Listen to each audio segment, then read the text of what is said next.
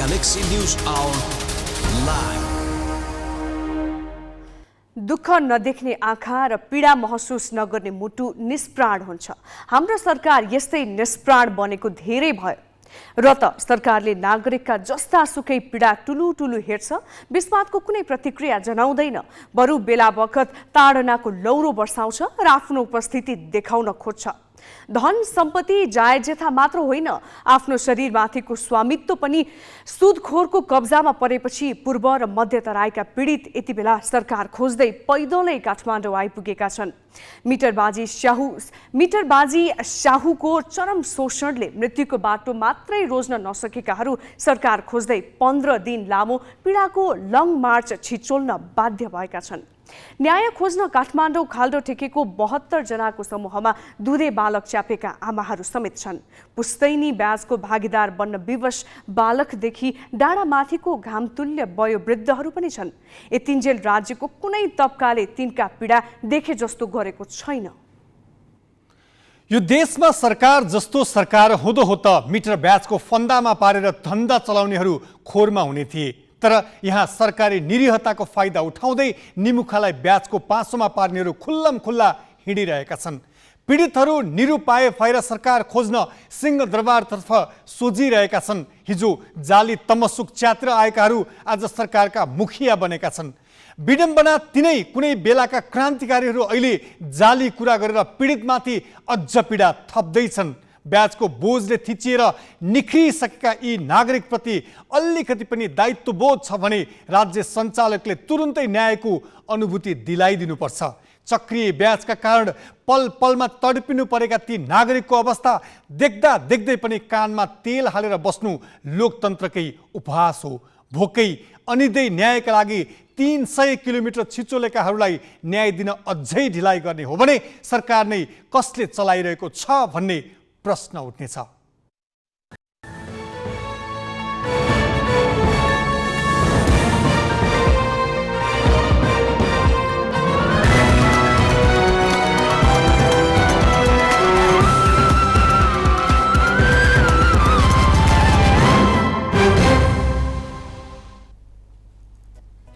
नमस्कार, यो हो गैलेक्सी न्यूज आवर। अब हेडलाइंस।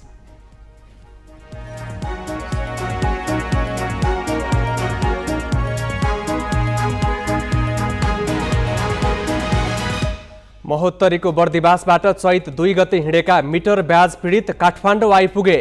भन्छन् ऋणको जाली तमसुक च्यात्ने यो अन्तिम लडाईँ हो, अब त्यसै फर्किँदैनौ। केन्द्रमा मन्त्रालयको भागभण्डा अझै मिलेन। लुम्बिनीमा माओवादीले साथ छोडेपछि मुख्यमन्त्री गिरी अल्फमतमा नयाँ सरकार गठनको आह्वान नहुँदै कंग्रेस सहित 8 दलद्वारा दाबी पेश। बागमती सहित काठमाडौँका नदी नालामा खुलम खुल्ला ढल मिसाउँदा पनि सरकारी निकाय तैचुप मैचुप। जनप्रतिनिधि भन्छन् अन्य निकायको काम छैन, महानगरले जिम्मा लिनुपर्छ। अवैध मार्गबाट इटाली प्रवेश गर्न खोज्दा ठूलो मानवीय क्षति। ट्युनिसियाका तटमा शरणार्थी र आप्रवासी बोकेका डुङ्गा डुबेपछि 29 को मृत्यु, कैयौं बेपत्ता। र ए डिभिजन लिगका लागि मच्छिन्द्र क्लबले भुटानका छेन्चोलाई भित्र्याउने मासिक $5000 मा अनुबन्धको तयारी।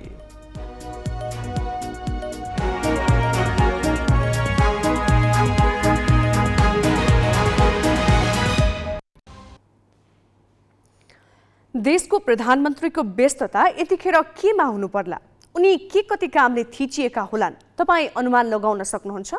उनले नेतृत्व गर्ने र हेर्नुपर्ने निकाय एवं संस्थाको संख्या मात्रै हेर्दा पनि झस्किनुपर्ने अवस्था छ। देशका प्रमुख कार्यकारी पुष्पकमल दाहाल भने ती कुनै पनि निकायको काममा समय दिइरहेका छैनन्। उनको व्यस्तता दिनदिनै भाषण, भेला, उद्घाटन र राजनीतिक बैठकहरूमा मात्र देखिन्छ। समय खपत गरिरहेका छन्। त्यो हेर्दा लाग्छ उनीमाथि सरकारको कुनै जिम्मेवारी नै छैन। म अहिले धेरै भाषण गर्ने मनस्थितिमा छैन। यो कार्यकाल म भाषण कम, काम धेरै र जनताको सेवा धेरै गरेर प्रस्तुत हुने मैले प्रतिज्ञा गरेको छु। गत पुस 10 मा देशको प्रमुख कार्यकारी पदमा तेस्रो पटक नियुक्त भएका प्रधानमन्त्री पुष्पकमल दाहालले पुस 16 गते चितवन पुगेर भनेका थिए यसपालि बोलेर भन्दा बढी काम गरेर देखाउने इच्छा छ। तर उनका व्यवहार र व्यस्तता हेर्दा काममा उनको पटक्कै ध्यान देखिँदैन। दिनदिनै जसो भाषण, भेला र उद्घाटनमा उनको समय खपत भइरहेको छ। दिनमा एक होइन 4-5 वटासम्म यस्ता औपचारिक कार्यक्रममा भाषण गर्न उनी पुगेका छन्। तिनै कार्यक्रममा यसो गर्नुपर्छ र उसो गर्नुपर्छ भनेर उपदेश अनि निर्देशन दिइरहेका भेटिन्छन्। जनताको अवस्था बदल्न सरकारको अठोटमा यहाँहरूको दह्रो एकबद्धताको म आशा गर्दछु र अपिल पनि गर्न चाहन्छु। सरकारले गरेका सकारात्मक प्रयास र प्राप्त उपलब्धिहरूलाई जनसमुदायमा सम्प्रेषण गरेर देशमा केही हुँदैछ, हामीले गरे नसकिने केही छैन, देश निर्माणको जिम्मेवारी हामी सबैको साझा जिम्मेवारी हो भन्ने विचार र भावना समेत सम्प्रेषण गर्नुहुनेछ भन्ने मेरो गहिरो विश्वास छ। शनिबार मात्र प्रधानमन्त्री दाहाल नेवा दिवसदेखि लायन्स क्लबको महाधिवेशनको कार्यक्रम उद्घाटन गर्न आफै पुगेका थिए। व्यवसायी महिलाहरूको एक कार्यक्रममा सम्बोधन गर्न पनि उनले भएका थिए।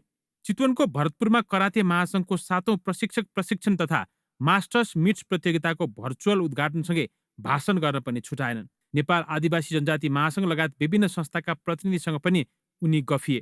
शुक्रबार जनगणनाको नतिजा सार्वजनिक गरेका उनले बिहिबार सामुदायिक रेडियोको सम्मेलन उद्घाटनमा समय खर्च गरे। देशका 16वटा मन्त्रालयको समेत जिम्मा सम्हालेका दाहालका पछिल्ला यी संलग्नता हेर्दा लाग्छ उनको कार्यालयमा कुनै कामै छैन। विपक्षमा हुँदा सरकारको खोट देखाएर र माग राखेर जिम्मेवारी पूरा हुन्थ्यो। सरकारमा पुगेपछि पहिला आफैले उठाएका माग र देशका समसामयिक मुद्दामा केन्द्रित भएर उनले समाधान खोज्नुपर्ने हो। आफूले जिम्मेवारी सम्हालेका निकायको एक एक अद्यावधिक जानकारी लिएर युद्ध स्तरमा संयन्त्र परिचालन गर्नुपर्ने हो।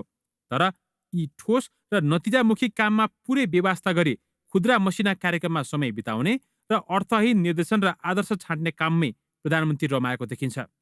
अब प्रधानमन्त्रीले सेमिनार उद्घाटन गर्न जाने, कहाँ भाषण गर्न जाने, कहाँ पत्रिकामा बोल्न जाने, त्यो किन गरिरहनु पर्यो? अब यतिखेर त धेरै मन्त्रालयको भार पनि छ। त्यो प्रत्येक मन्त्रालयका सचिवलाई आधा घन्टा समय दिनको दिने हो भने 8 घन्टा त प्रधानमन्त्रीको त्यहीँ खर्च हुन्छ। त्यति आधा घन्टा पनि सचिवहरूलाई समय चाहिँ नदिने अनि काम गर्छु भनेर भन्ने। मन्त्रालयको काम लठीभद्र छ, भेट्न पाइराखेका छैन। त्यसो हुँदाखेरि काम गर्छु भन्ने हो भने काम गरे हुन्छ, वास्तवमै काम गरेर देखाए हुन्छ। यो विज्ञापन गरिरहनु पर्दैन। देशकै नेतृत्व गरिरहेका र धेरै संस्थाहरूमा उनको प्रत्यक्ष नियन्त्रण रहेका बेला राष्ट्रिय ढुकुटी ऐतिहासिक रूपमै कमजोर बनेको छ। ती समस्या समाधानमा रातो दिन खट्नुपर्ने प्रधानमन्त्री आफूले जिम्मेवारी सम्हालेका निकायमै नभेटिने गरी बाहिर व्यर्थको दौडधुप गरिरहेका छन्। प्रधानमन्त्रीका रूपमा पुष्पकमल दाहालको 3 महिनाको हनिमुन समय पूरा भएको छ। यसपालि कम बोल्ने र काम बढी गर्ने प्रतिबद्धता जनाएका प्रधानमन्त्रीको व्यवहार भने ठिक उल्टो देखिएको छ। उनका अधिकांश समय राजनीतिक भेटवार्ता र त्यसभन्दा बाहेक औपचारिक कार्यक्रममा सीमित भएका छन्। यसले गर्दा उनले भन्ने गरेको नागरिकले दुःख कम पाउने र नागरिकले पाउने सेवामा सुधार ल्याउने विषय कमजोर बनाएको छ। क्यामेरामा रिकेश सिंहका साथमा पवन पौडेल, ग्यालेक्सी 4K, काठमाडौँ। केपी शर्मा ओली प्रधानमन्त्री हुँदा उनले 40 महिने कार्यकालमा केन्द्रीकृत शासनको भरपूर प्रयत्न गरे। राष्ट्रिय अनुसन्धान विभाग, सम्पत्ति शुद्धिकरण विभाग र राजस्व अनुसन्धान विभाग प्रधानमन्त्री मातहत ल्याए। यसले संघीयतामाथि प्रधानमन्त्रीको प्रतिबद्धतामा मात्रै दखल दिएन, मुलुकको कार्यकारीमाथि अनावश्यक बोझ पनि थपियो। शक्तिशाली निकाय प्रधानमन्त्री कार्यालय मातहत ल्याउँदा कार्यकारीले त्यसको सुपरिवेक्षण गर्न भ्याउँदैनन्। तिनका कामको मूल्याङ्कन हुन नसकेको र प्रगतिबारे प्रधानमन्त्री जानकार हुन नसकेको तथ्य एकातिर छँदैछ। आश्चर्यको कुरा त कार्यकारीले आफू कति निकायको अध्यक्ष, उपकुलपति र संरक्षक छु भन्ने समेत थाहा नपाउने अवस्था देखिन्छ।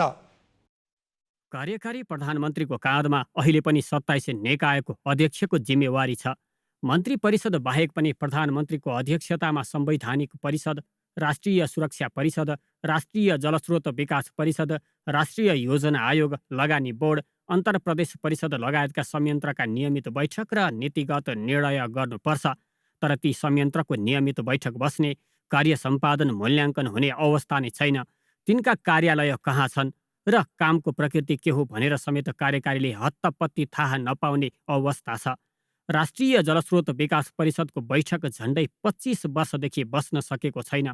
उच्च स्तरीय HIV एड्स परिषदको बैठक पनि 2066 यता बस्दै नबसेको अभिलेख छ। प्रधानमन्त्री त्रिभुवन विश्वविद्यालयसहित 9वटा विश्वविद्यालय र 6वटा प्रतिष्ठानका कुलपति छन्। तर तिनीहरूका प्राज्ञ सभामा कुलपति प्रधानमन्त्री कहिल्यै पुग्दैनन्। यता प्रधानमन्त्री संरक्षक रहेका नेपाल प्रज्ञा प्रतिष्ठानसहित 9 अरू संस्थाको हालत पनि यस्तै छ। यस्तो हुँदा पनि ती संस्थाबाट कार्यकारी प्रमुखको बोझ कम गर्न आवश्यकता बोध गरिएको छैन। अझ अहिले 16 मन्त्रालय प्रधानमन्त्रीको जिम्मेवारीमा छ। गृह, अर्थ, परराष्ट्र सहितका महत्त्वपूर्ण मन्त्रालय प्रधानमन्त्रीले हेर्ने भने पनि अहिलेसम्म ती मन्त्रालयको काममा खास समय दिएका छैनन्।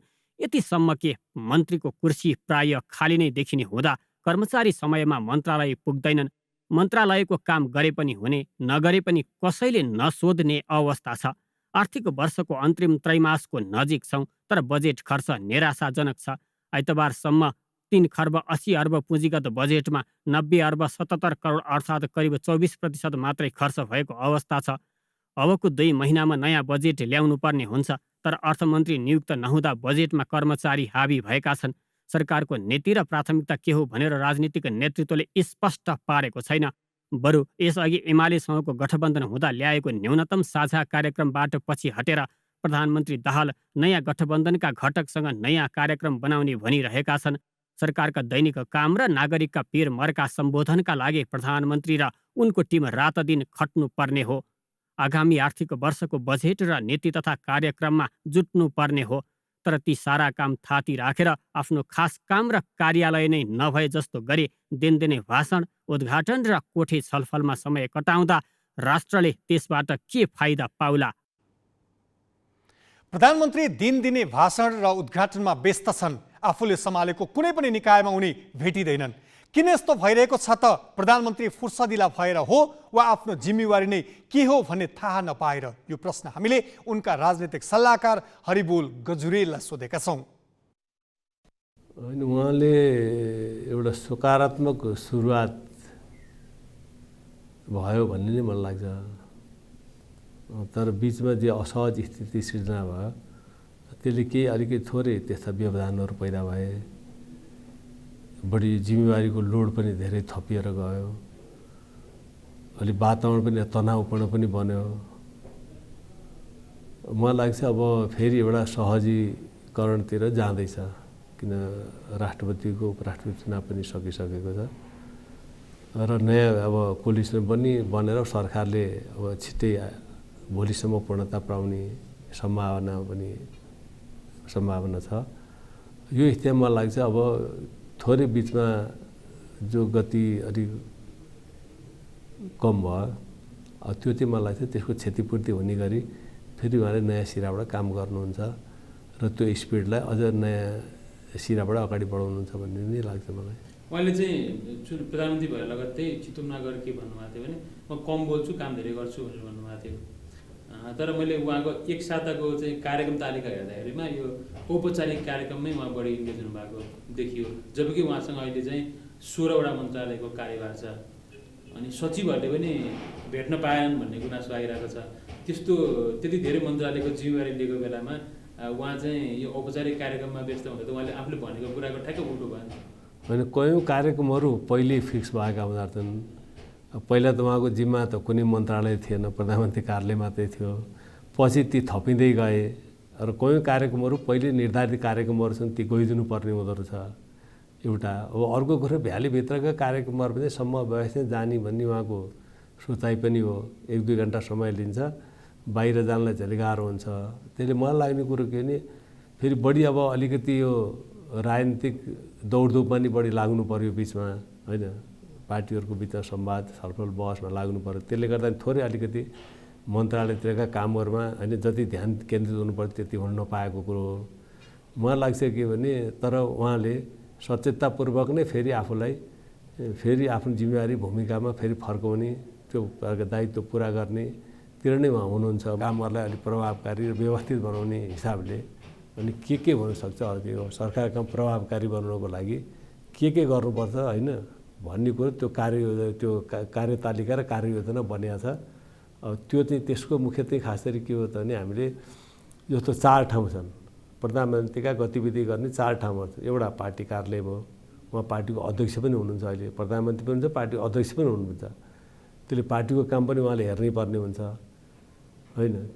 अर्को कुरो उहाँ प्रधानमन्त्री हुनुहुन्छ, प्रधानमन्त्री कार्य उहाँले हेर्नै पर्ने हुन्छ होइन। मुख्य काम त त्यो भइहाल्यो। अनि फेरि उहाँ संसदीय दलको नेता पनि हो, संसदीय कार्यालय पनि उहाँले हेर्नै पर्ने हुन्छ। अर्कोतिर उहाँको बालुवाटारको निवास, सरकारी निवास, त्यहाँको पनि भेटघाटलाई होइन, काम कारबारलाई त्यहाँबाट फेरि अगाडि बढाउनै पर्छ। यी 4 ठाउँ हुन्। यी 4 ठाउँको कसरी व्यवस्थित गर्ने भन्ने कार्ययोजना त्यसमा छ।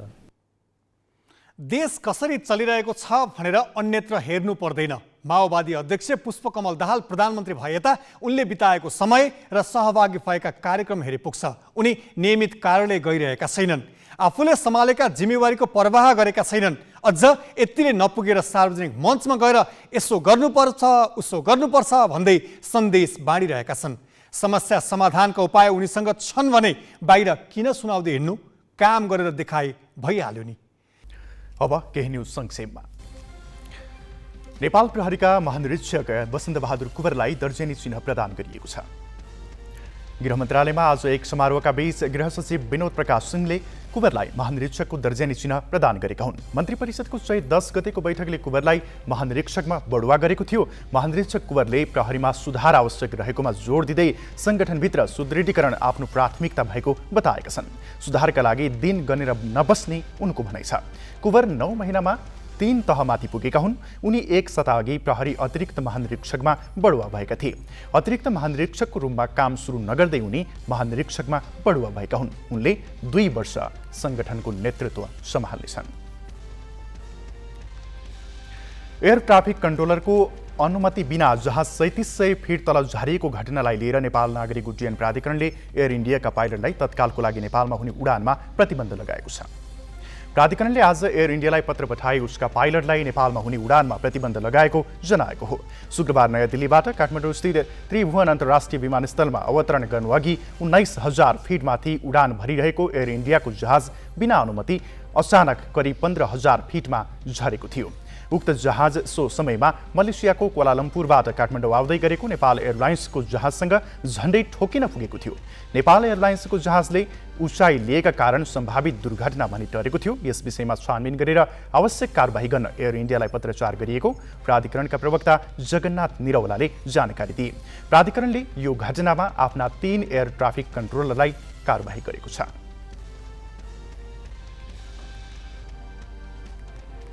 नेकपा एमालेका उपाध्यक्ष विष्णु पौडेलले प्रदेशका आफ्ना मुख्यमन्त्री तथा मन्त्रीलाई सरकारमा रहने वा छाड्ने विषयमा कुनै निर्देशन नदिने बताएका छन्।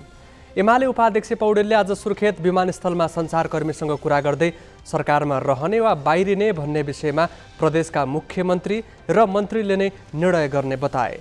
गण्डकी र लुम्बिनीका मुख्यमन्त्रीमाथि अल्पमतमा परेपछि राजीनामा दिन दबाव बढेका बेला पौडेलको यो भनाइ आएको हो। ती दुवै प्रदेशका मुख्यमन्त्री एमालेका हुन्। गण्डकीका मुख्यमन्त्री खगराज अधिकारी शनिबारदेखि र लुम्बिनीका मुख्यमन्त्री लीला गिरी आजदेखि अल्पमतमा परेका छन्। एमाले उपाध्यक्ष पौडेलले केन्द्रमा राजनैतिक समीकरण बदलियो भन्दैमा प्रदेशमा पनि बदलिहाल्नुपर्छ भन्ने मान्यता पार्टी नेतृत्वको नरहेको बताए। बागमती काठमाडौँ उपत्यकाको सभ्यताको स्रोत हो, आस्थाको पनि प्रतीक हो। तर त्यही बागमती र सहायक नदीलाई सफा गर्ने अभियानलाई नै खुल्ला चुनौती दिएर ठाउँ ठाउँमा ढल मिसाइँदैछ। यो प्रसङ्ग नवराज पाण्डेबाट। बागमती शुद्धिकरण अभियान चलेको 27 वर्ष भयो। बागमती सफाईकै लागि भनेर नागरिक तहबाट स्वयंसेवी अभियान चलाइएको पनि 500 हप्ता पूरा भइसकेको छ। तर उपत्यकाका नदी खोल्सामा खुल्ला ढल मिसाउँदा उपत्यकाको नदी प्रणाली समाप्त प्राय भएको छ भने सरकारको 15 अर्बभन्दा बढी रकम पनि ढल सँगै बगेको छ।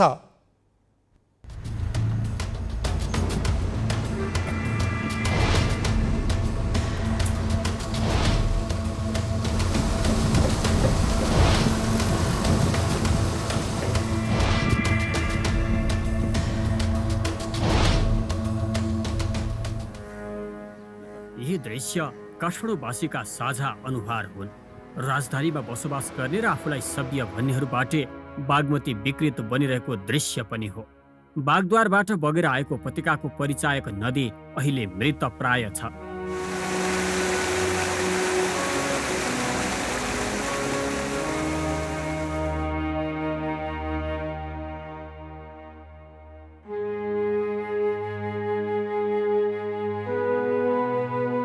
बागमती शुद्धिकरण र सौन्दर्यीकरण चलेको 27 वर्ष भयो, तर उपत्यकावासीको व्यवहारमा सुधार नहुँदा बागमती सभ्यताको जननी यो नदी निष्प्राण बन्न पुगेको छ।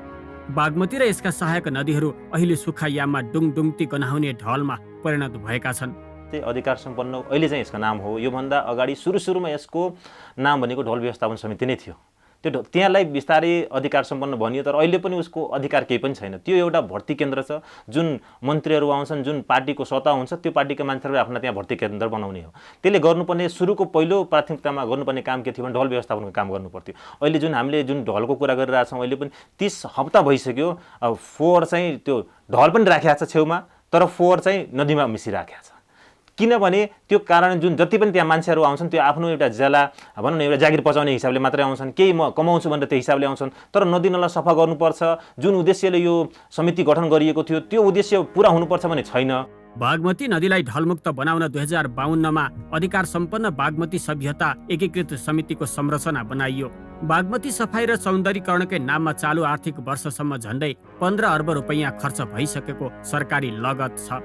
यति मात्र होइन, बागमती सफाईकै लागि भनेर काठमाडौँ, भक्तपुर, ललितपुरका मालपोत कार्यालयले जग्गा रजिस्ट्रेसन पास गर्दा प्रति 1000 रुपैयाँ बराबर 5 रुपैयाँ अतिरिक्त कर उठाउँछन्। बागमती सभ्यता कोषका नाममा जम्मा भएको 8 अर्ब रुपैयाँ संघीय अर्थ मन्त्रालय र बागमती प्रदेश सरकारको अलग अलग खातामा छ। यति मात्र कहाँ हो र, बागमती सौन्दर्यीकरणका नाममा एसियाली विकास बैंक समेत जोडिएको छ। तर उपत्यकाको निकास छुट्टै ढलमार्ग बनाएर नजोडिँदा नदीको जीवन चाहिँ ढलको लेदोभित्र हराएको छ। सरकारी कागजातमा अहिलेसम्म टेकुबाट दक्षिण सुन्दरी घाटसम्म मात्रै ढल जोड्न बाँकी रहेको देखिन्छ। तर सुन्दरी जलदेखि टेकुसम्म ठाउँ ठाउँमा बागमती नदीमै खुलमखुला ढल हालिएका छन्।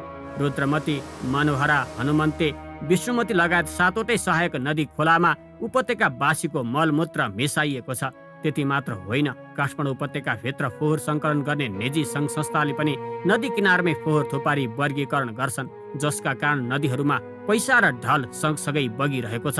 अधिकार सम्पन्न बागमतीको त्यो विभिन्न उपत्यकाको 7वटा नदीको ढल व्यवस्थापन गर्ने भनेर बनाएको एउटा सम्पन्न आयोग, सरकारी आयोग हो।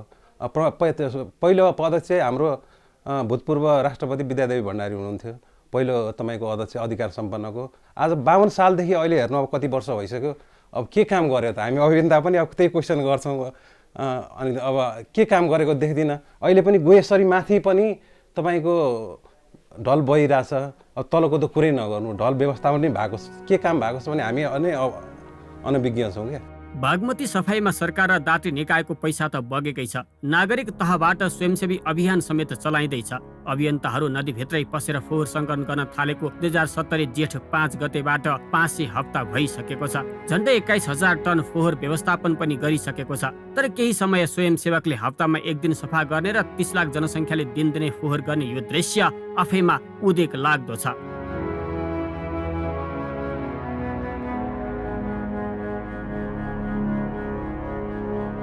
अधिकार सम्पन्न बागमती सभ्यता एकीकृत विकास समितिले गुहेश्वरी, सल्लाघारी, कोडकु र सुन्दरी घाटमा गरी 4 ठाउँमा बनाउने भनेको ढल प्रशोधन केन्द्रलाई पूर्णता नदिँदा नागरिक तहबाट भएको प्रयासले पनि जस पाउने अवस्था बनेको छैन। कतिपय ठाउँमा घर र उद्योग कल कारखानाले कानुन र मापदण्डकै खिल्ली उडाउँदै खुलमखुला ढल मेसाउँदा वडा नगरपालिकादेखि प्रशासनसम्मका निकाय नदेखि जस्तो गरी बस्नु अर्को लाजमर्दो परिदृश्य हो। क्यामेरामा जय तामाङको साथमा अक्षर काका, ग्यालेक्सी 4K, काठमाडौँ।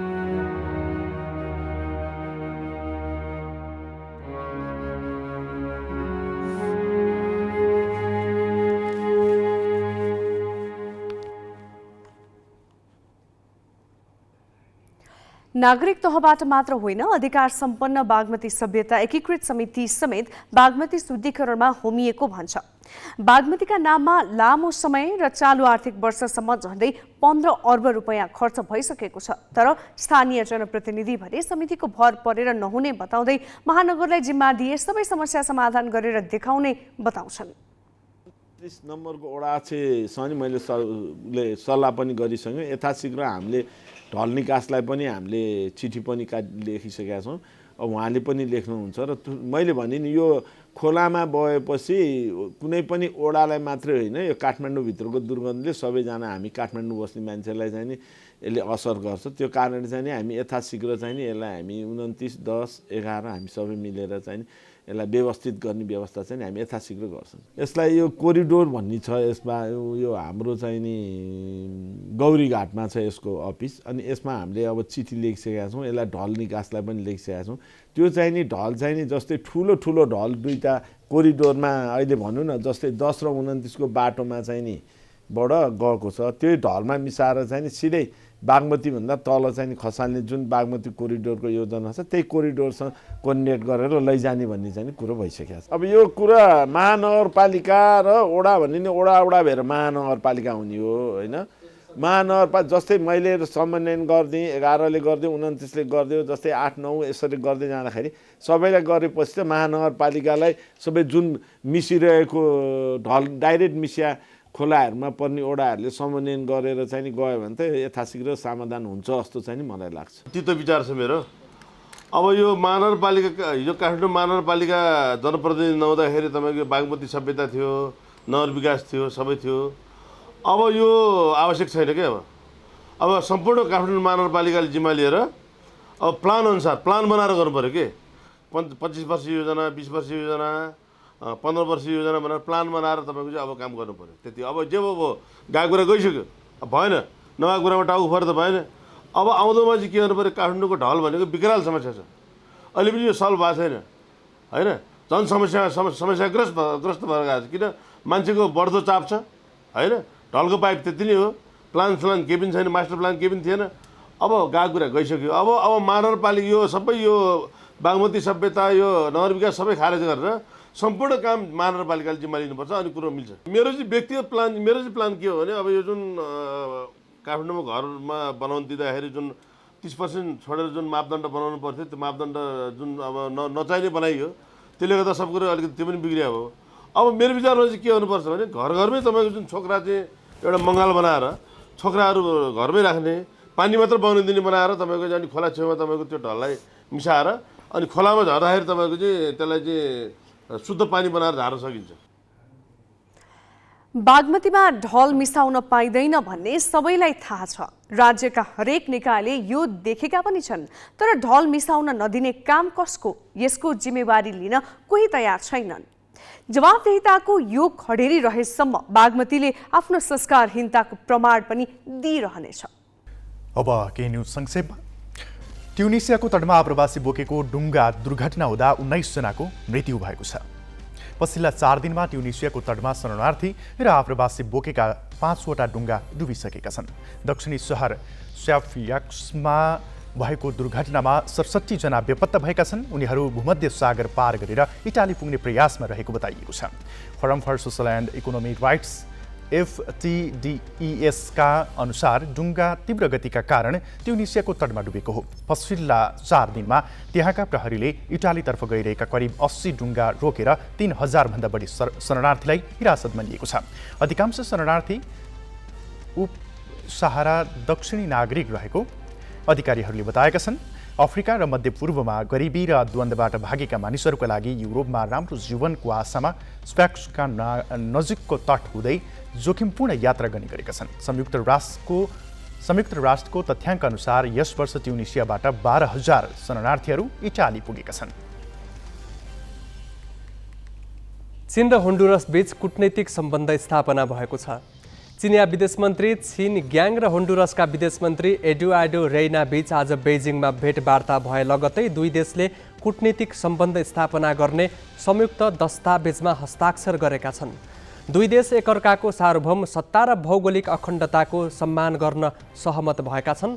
यसअघि होन्डुरसले ताइवानसँगको कूटनीतिक सम्बन्ध तोडेको घोषणा गरेको थियो। यसैबीच ताइवानका राष्ट्रपति साई इङ वेनले चीनको अर्थहीन डलर कूटनीतिमा संलग्न नहुने प्रतिक्रिया दिएका छन्।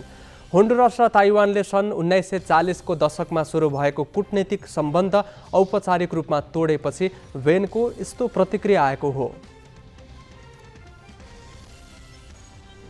बाँकी प्रसङ्ग सोनिका अर्यालबाट।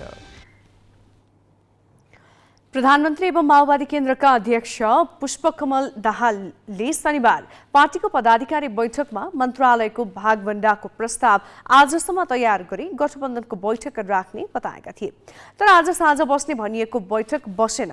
प्रधानमन्त्री दाहालले गठबन्धन दलका शीर्ष नेतासँग अलग अलग रूपमा कुरा गरे पनि अझै प्रस्ताव तयार गरेका छैनन्। नेकपा एकीकृत समाजवादीका अध्यक्ष माधव कुमार नेपालले अर्थ र परराष्ट्र जस्ता मन्त्रालय विषय बुझेकालाई जिम्मा दिनुपर्ने र आफ्नो पार्टीले दाबी नगरेको बताएका छन् भने नेपाली कांग्रेसका उपसभापति पूर्णबहादुर खड्काले मन्त्रालय भागभण्डा बारे छलफल नै भएको छैन भनेका छन्। मेरो मुखबाट त कहिले पनि गृह पनि निस्किया छैन, अर्थ पनि निस्किया छैन। निस्किया छ, अर्थ निस्किया छ, परराष्ट्र निस्किया छ, तर हाम्रो निम्ति होइन।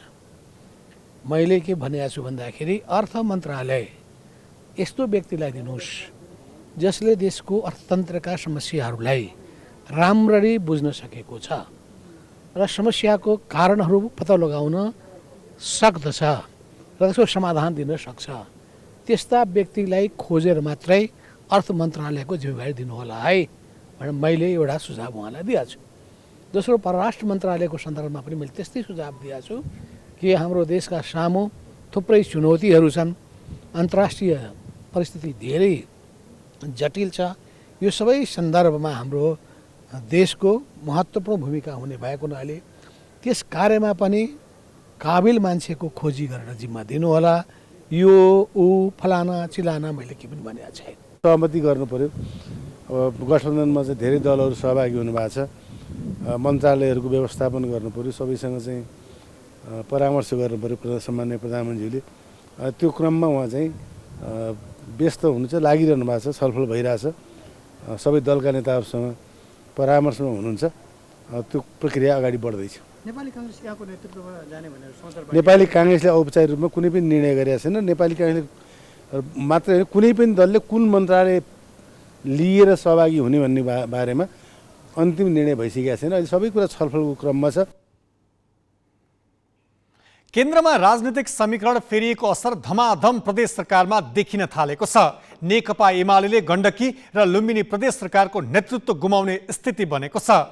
गण्डकी पछि लुम्बिनीका मुख्यमन्त्री अल्पमतमा परेका छन्। ती प्रदेशका मुख्यमन्त्री विश्वासको मत लिने प्रक्रियामा जान्छन् वा बहुमत जुटाउन नसक्ने स्थितिमा उनीहरूले राजीनामा दिएर नयाँ सरकार गठनका लागि मार्ग प्रशस्त गर्छन्। चासोको विषय बनेको छ। लुम्बिनीका मुख्यमन्त्री लीला गिरी 3 महिना नपुग्दै अल्पमतमा परेका छन्। उनी पुस 27 गते 7 दलका 56 र 2 स्वतन्त्र गरी 58 सांसदको समर्थनमा मुख्यमन्त्री नियुक्त भएका थिए। तर त्यतिखेर उनको पक्षमा उभिएका माओवादी केन्द्र, नागरिक उन्मुक्ति, लोकतान्त्रिक समाजवादी, जनता समाजवादी र जनमत पार्टीले आइतबार समर्थन फिर्ता लिएका छन्। केन्द्रमा बनेको नयाँ राजनीतिक समीकरणको प्रभाव प्रदेशमा पनि परेको हो। राष्ट्रिय राजनीतिमा आएको फेरबदल सँगसँगै लुम्बिनी प्रदेश सरकारमा पनि फेरबदल आएको छ। त्यसअनुसार आज हामीले राजीनामा बुझाएका छौँ। अबको कानुनी प्रक्रिया भनेको अहिलेको सरकारलाई समर्थन जनाएको दलहरू समर्थन फिर्ता र सरकारबाट बाहिरिसकेपछि मुख्यमन्त्रीले आफूप्रति बहुमतको विश्वास छ भन्ने कुरा प्रमाणित गर्नुपर्दछ। माओवादी केन्द्रका तर्फबाट सरकारमा सहभागी आर्थिक मामिला मन्त्री जोखबहादुर महरा, भौतिक पूर्वाधार विकास मन्त्री इन्द्रजित थारू र आन्तरिक मामिला कानुन तथा सहकारी मन्त्री कृष्णा केसीले राजीनामा दिएका छन्। जनमत पार्टीका तर्फबाट मन्त्री परिषदमा सहभागी सामाजिक विकास मन्त्री चन्द्रकेश गुप्ताले पनि राजीनामा दिएका छन्। माओवादी केन्द्र, जनमत लगायत 8 दलका 52 र 1 स्वतन्त्र संसदले नेपाली कांग्रेसका संसदीय दलका नेता डिल्ली चौधरीलाई मुख्यमन्त्री नियुक्ति गर्न प्रदेश प्रमुख अमिक शेरचनलाई हस्ताक्षर बुझाएका छन्। सबै मान्य सदस्यहरूले आजदेखि हामीले माननीय मुख्यमन्त्री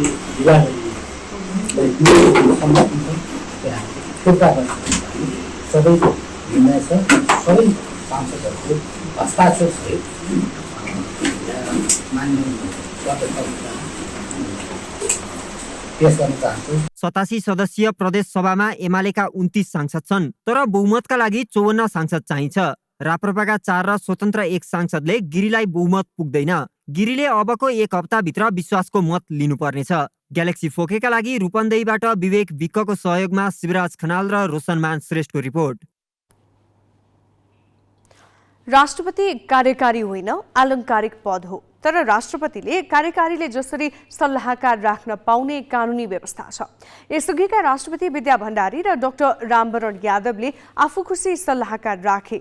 अहिलेको व्यवस्थाले राष्ट्रपति संस्था छुट्टै शक्ति केन्द्र जस्तो बन्न पुगेको भन्दै राष्ट्रपतिलाई सल्लाहकार नियुक्त गर्न दिन नहुने आवाज संसदमा उठेको छ। प्रतिनिधि सभाको आजको बैठकमा नेकपा एमालेका सांसद रघुजी पन्तले राष्ट्रपतिको सल्लाहकार प्रधानमन्त्री र मन्त्री परिषद भएको उल्लेख गर्दै कानुन संशोधन गरेर सल्लाहकार नियुक्तिको व्यवस्था हटाउनु पर्ने बताएका छन्।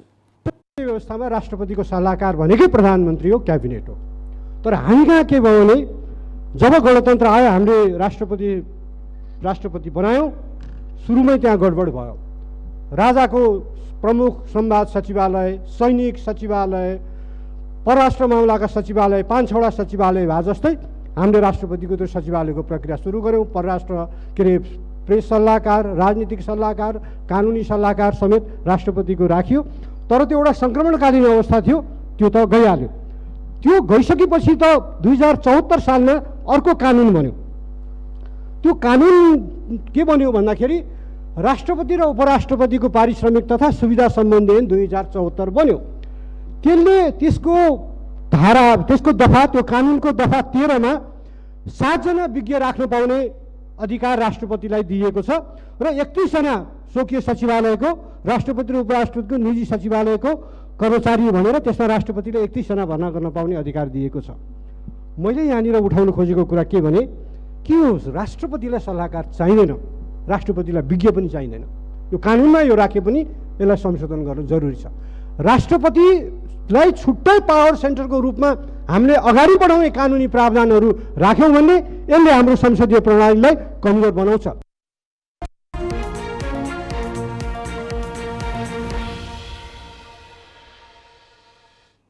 मिटर ब्याजी साहुका कारण पीडितले भोग्दै आएको पीडा सही नसक्नु भएको छ। चरणबद्ध आन्दोलनपछि गरिएको सम्झौता र आश्वासन सरकारले उधारै छाडेपछि उनीहरू फेरि असन्तुष्ट बनेका हुन्। ऋणको ब्याजले रन्थनिएका पीडितहरू 11 दिन पैदल हिँडेर काठमाडौँ आइपुगेका छन्।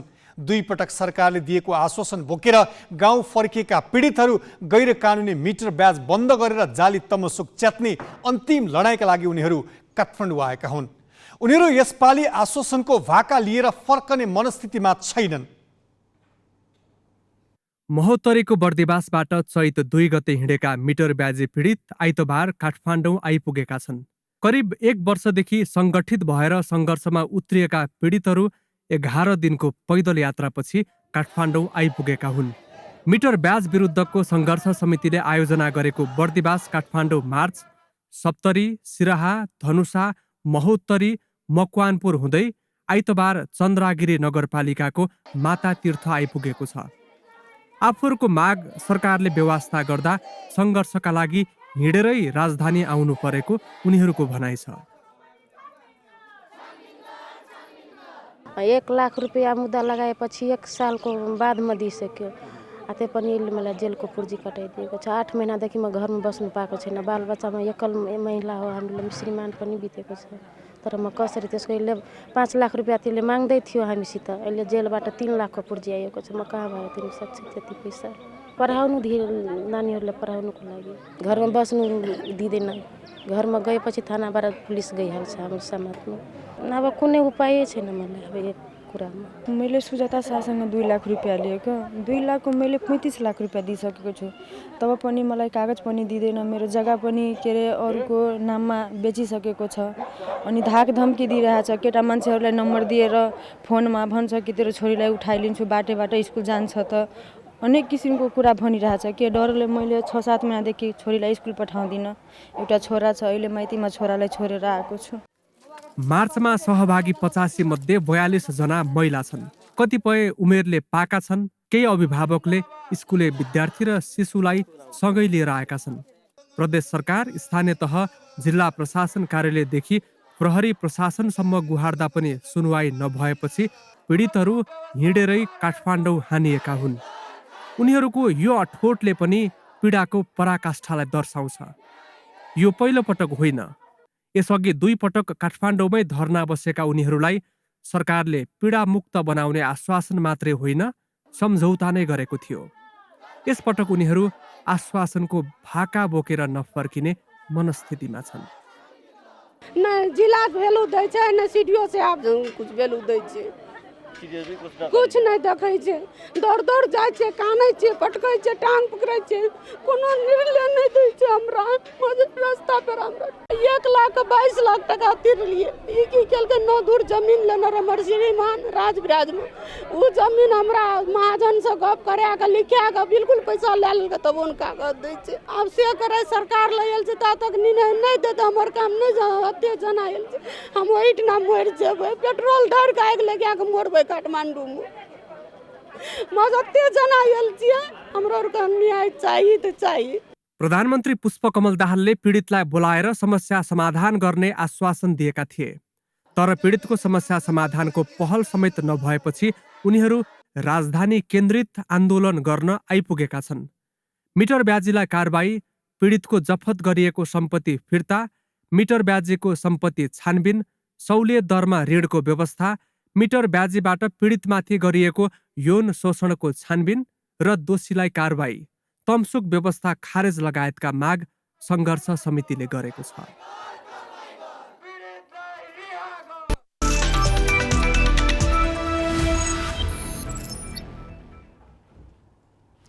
थ्री स्टार क्लब मुख्यमन्त्री सुदूरपश्चिम खप्तड गोल्ड कपको सेमिफाइनल प्रवेश गरेको छ।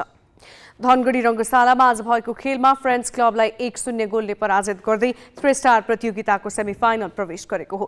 पहिलो हाफ गोल रहित बराबरीमा सकिएको खेलमा थ्री स्टारले दोस्रो हाफमा गोल गर्यो।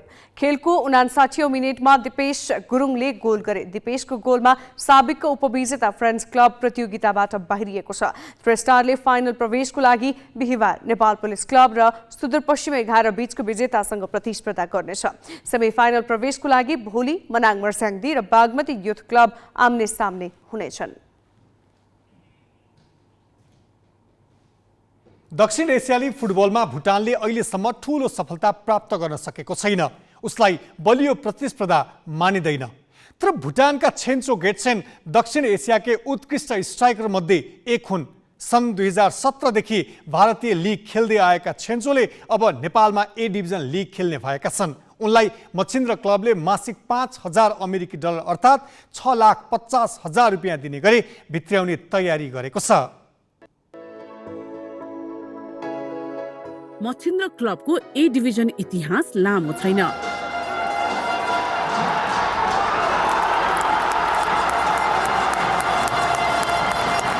उसले घरेलु फुटबलमा बलिया मानिने मनाङ मर्स्याङदी, थ्री स्टार र त्रिभुवन आर्मीलाई पछिल्लो समय प्रतिस्पर्धामा मात्र पछि पारेन, लगानीमा पनि उछिन्यो। मच्छिन्द्रले लगातार 2 पटक ए डिभिजन लीगको उपाधि जित्यो।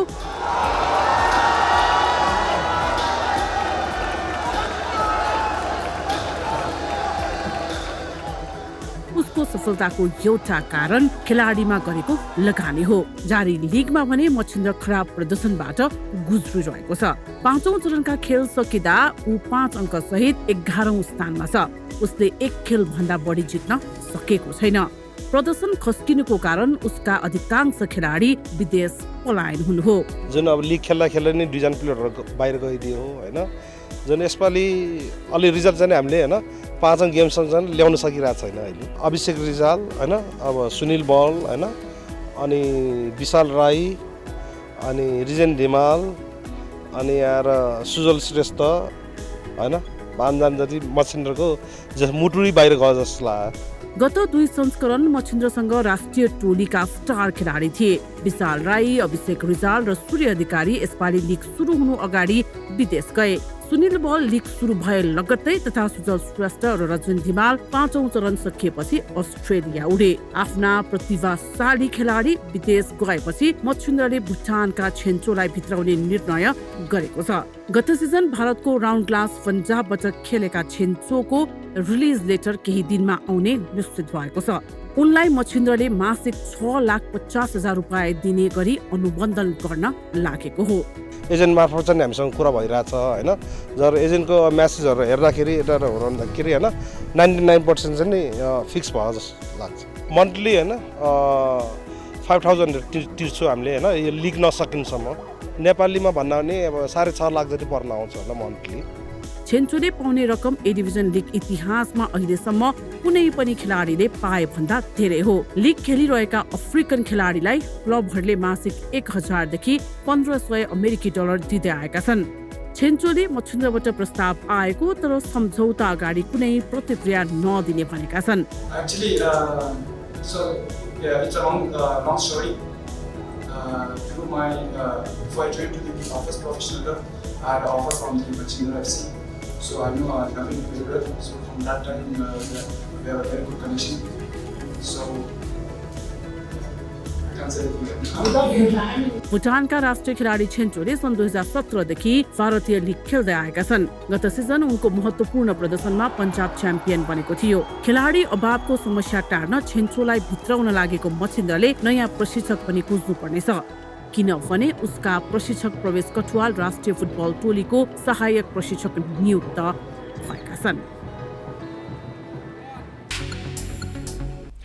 हामी ग्यालेक्सी न्यूज आवरको अन्तमा छौं। जाँदै हेडलाइन्स।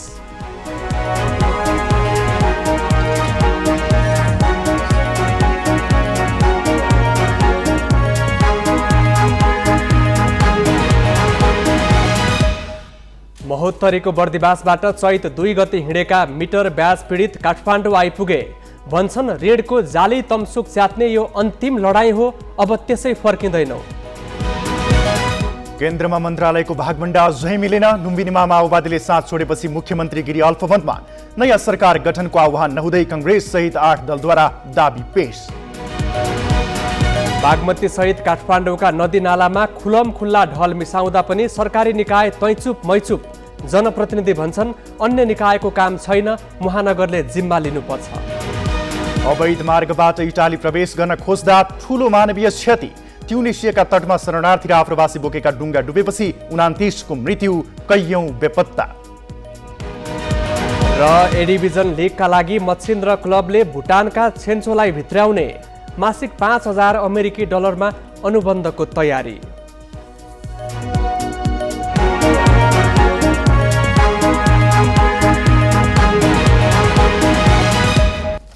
आजलाई ग्यालेक्सी न्यूज आवर सकियो। नमस्ते।